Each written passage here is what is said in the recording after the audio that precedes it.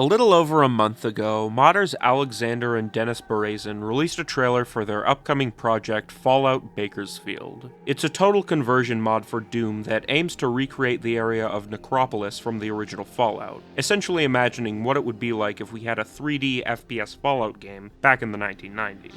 Now, I'm not one to exaggerate or be overly emotional or hyperbolic when talking about things, but let me just say that this is the coolest thing ever! They captured the aesthetic of classic Fallout so perfectly. The textures fit into Doom like they were meant to be there, both the ones they lifted from Fallout and the ones they made themselves. Look at these animations. They are amazing. This looks so good. The atmosphere, the sound effects, everything is just so...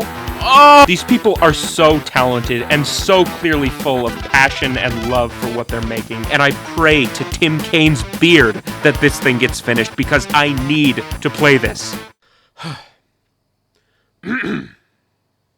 And with that being said, let's talk about fan games.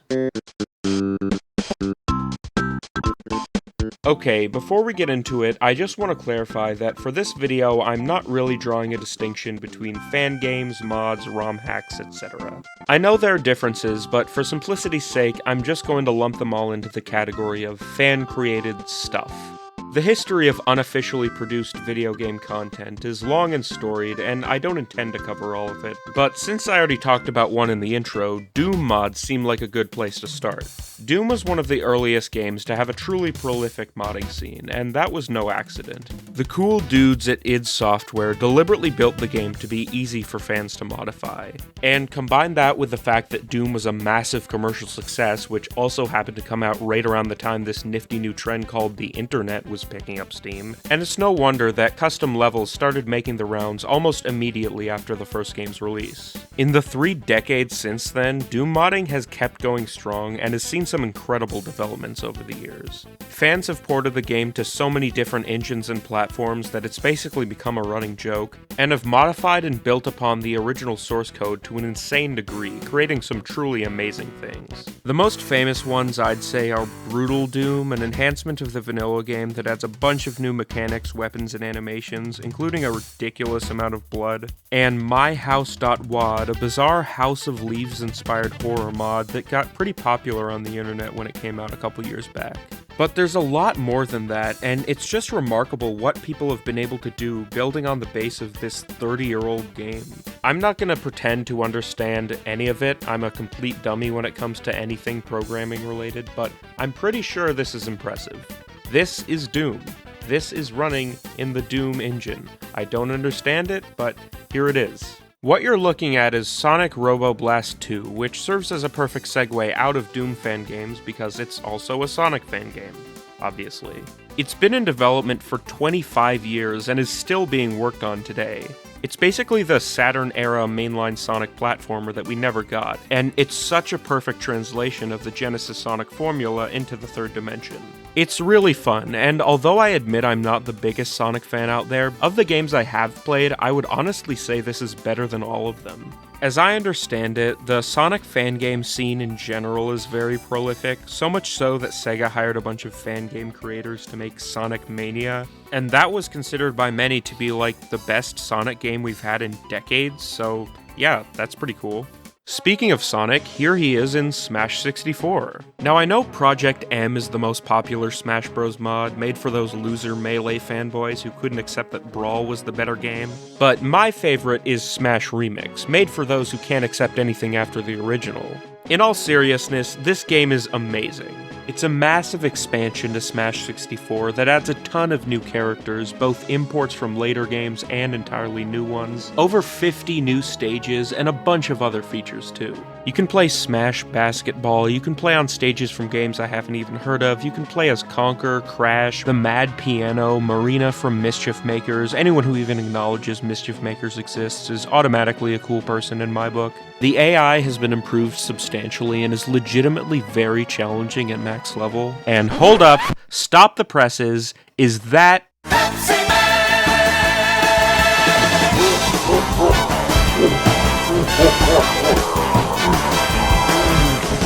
You can just tell the modders had an absolute blast while making this, like they were bringing to life the perfect, awesomest version of this game that they daydreamed about as kids. And to top it all off, it runs flawlessly on actual Nintendo 64 hardware. Check this out.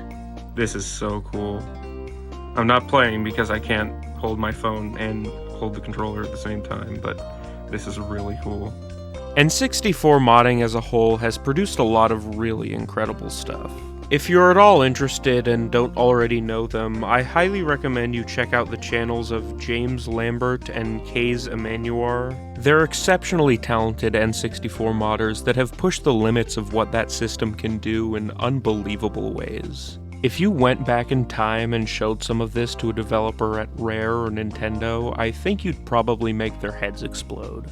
One great thing about fan games is that they provide an outlet for aspiring game creators to cut their teeth, learning or refining their skills in programming, game design, art, and all the rest of it, while creating something based on whatever inspired them to make games in the first place. And there are so many examples of legends in the industry who got their start this way. Team Fortress and Counter-Strike both began life as mods for Quake and Half-Life respectively, and their popularity led to Valve hiring the developers and turning them into genre-defining franchises. Toby Fox made the Earthbound Halloween hack and then went on to make Undertale and Deltarune, games which themselves now have huge fan game communities. It wouldn't surprise me if at least a few of these creators went on to have successful careers making original titles of their own, and then for people to make fan games of their games. I tried out a few while I was working on this video, and I was really pleased with what I played. If you're a fan and are looking for something to tide you over while you wait for Deltarune Chapter 5, I highly recommend you take a look at some of these. There's a lot of fun to be had. Writing this section was honestly pretty difficult, because I want to keep things concise, but I've just barely scratched the surface of how many amazing fan games are out there.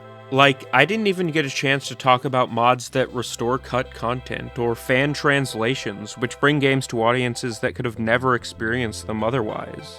Digging just a little bit into this rabbit hole that is the world of fan games is like tapping into an infinite wellspring of creativity. A never-ending celebration and continuation of these games that means so much to us.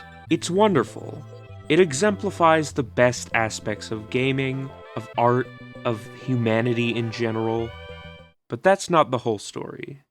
After all, you can be creative, you can be passionate, and you can be willing to share something with the world, but you don't necessarily have to be talented.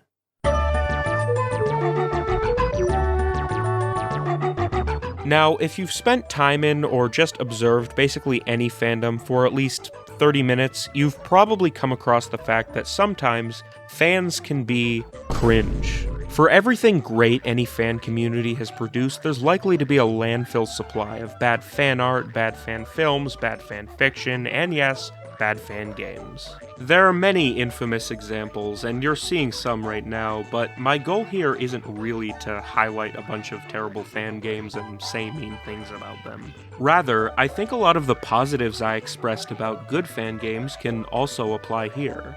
Even if the result doesn't work, someone expressing their creativity and learning how to make games is still something to be celebrated and encouraged. And hey, everyone was a novice at one point.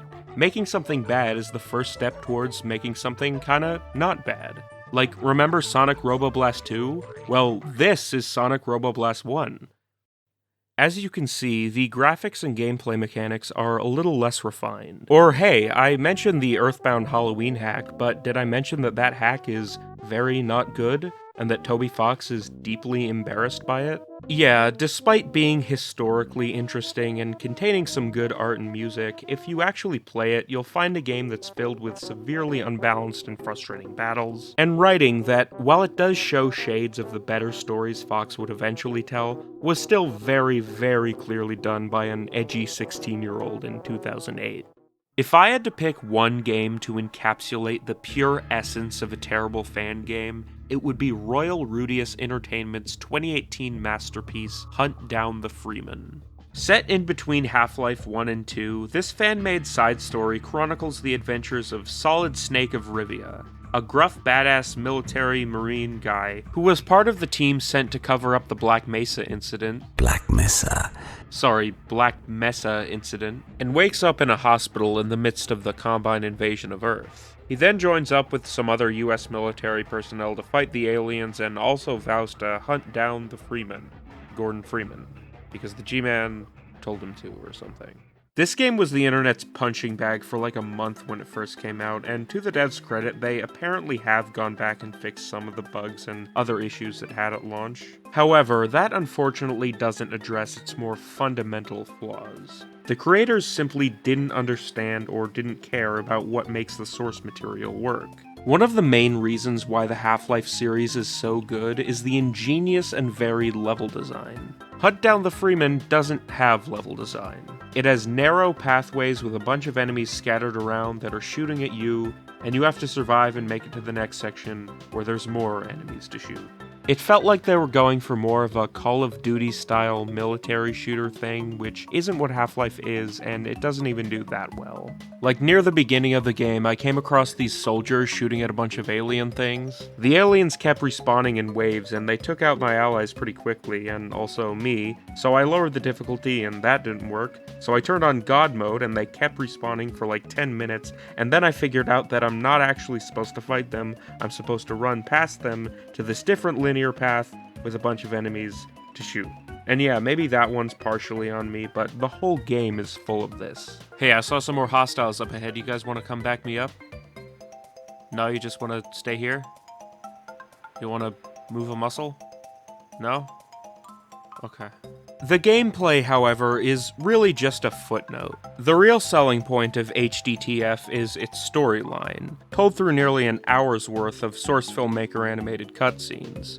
And well, they certainly are cutscenes. The models and animations look weird and awkward, the story is cheesy, nonsensical, and cliched. The dialogue sounds like it was written by someone who has never heard a human speak. There was just a man in a suit. a man in a suit? Yes, a man in a suit. Sasha, are you sure that wasn't your father? He was also wearing a suit that day. And most infamously, the developers hired YouTubers to voice most of the characters. We have a star-studded cast here, including the incredibly British Pyro Cynical and I Hate Everything playing American soldiers. An HECU? What are Special Forces doing here? Oh, Colonel, we are so fucked. And best of all, the esteemed Keemstar Drama Alert playing the President of the United States of America. My fellow Americans, as your President and Commander-in-Chief, it is with a heavy heart that I'm informing you that we have made a strategic decision to surrender to the alien invaders known as the Combine. Let's get right into the news! Overall, Hunt Down the Freeman is a mess. It's not fun, it's frustrating, it's inept, it's embarrassing, and it's kinda beautiful. I love So Bad It's Good movies, and I'm fascinated by the people who make them. Your Neil Breens, your Tommy Wiseaus, your Derek Savages. And one really true thing that is often said about such films is that the best ones require a very specific formula. A whole lot of passion and absolutely no talent. I feel the same way about Hunt Down the Freeman. Playing through the game, watching these cutscenes, you can see the grand vision they had before they made it. How great they wanted it to be. But they just couldn't bring that dream to life. The reason good, bad media exists isn't so much because we're laughing at them. Okay, maybe we are doing that a bit, but the core of it, I think, is a sort of pained empathy. Just as with all the good fan games I talked about, this game couldn't exist as it does and be as memorable as it is if the creators didn't care about it. People worked on this tirelessly, they poured their hearts and souls into it, and it's trash. But I'm glad it exists. I'm glad it was allowed to exist.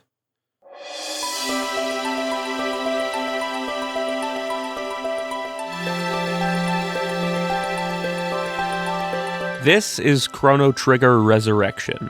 It was a project being made by Nathan Lazar and a team of other Chrono Trigger fans that would recreate scenes from the classic SNES RPG in 3D. It was super impressive, especially for a fan game made in the early 2000s, and a lot of people were really excited about it. And then Square Enix sent them a cease and desist, and it was cancelled. This is Super Mario Bros. X, the brainchild of Andrew Spinks, the guy who would later go on to make Terraria. It's the ultimate love letter to classic Mario. It combines elements from every 2D Mario platformer, adds a ton of new ones, and includes a highly in-depth editor that allows players to create custom levels of their own. This game was incredibly popular and very quickly garnered a huge community surrounding it, until Nintendo sent Spinks a cease and desist and the game was shut down. This is Pokemon Uranium. This is a full-fledged new Pokemon game, with an entirely new region based on Brazil, 160 fan-made Pokemon, and a full-length story. Shut down. This is another Metroid 2 remake. Shut down. Shut down, cancelled, shut down, cancelled, shut down. Alongside the most famous examples of the best and worst of what the genre has to offer, this is sadly the most common thing people will think of when talking about fan games. How many of them have been taken down? It's a real shame. I understand why copyright law exists and why companies feel the need to protect their IPs, but I'm a very pro-art and pro-freedom person, and I just think that if someone wants to make something, they're being transformative, and they're not hurting anybody, taking that away from them and the people who want to experience the thing they're making, even if you do have the legal right to do so, just sucks. Of course, this varies from company to company. There are many studios who are for the most part cool and supportive of fan works, and there are others who aren't. It's also worth noting that, at least for games that were already released in some capacity before getting taken down, you can practically always count on community members to save them and keep them available, and in many cases keep updating them even after the original developer is forced to move on. With the exception of Chrono Resurrection, which never came out, you can still play all of the games I just mentioned. But still, the fact remains that making a fan game, especially a high-profile one, is always going to come with the risk that all that hard work and time could get thrown out in an instant with just one slip of paper. And that begs the question, why? Why go through all this effort? Making a fan game, just like making any game, takes countless hours of work, and for the most part, you can't make money off of them. So why do people make fan games? Well, it's a simple answer, because they want to. Because they have a genuine love for the source material and a deep desire to express that love by making something to share with their fellow fans. Fan game development, as an arduous task taken on for no other reason than a genuine desire to create, naturally selects for people who are insanely passionate, insanely dedicated, and maybe just a little bit insane. That's why I think fan games are so amazing. Why fan communities have produced some of the most impressive and enjoyable experiences out there, as well as some of the most fascinating and entertainingly bad flops. As we come to a close, I want to encourage you to try out any fan game you saw in this video that looked interesting to you. They're all listed down in the description, so please check them out. And if you know any fan games, mods, or anything like that you think I should have talked about, or if you've made or are making one yourself, please leave a comment about them. It would be great to get a nice little discussion going here.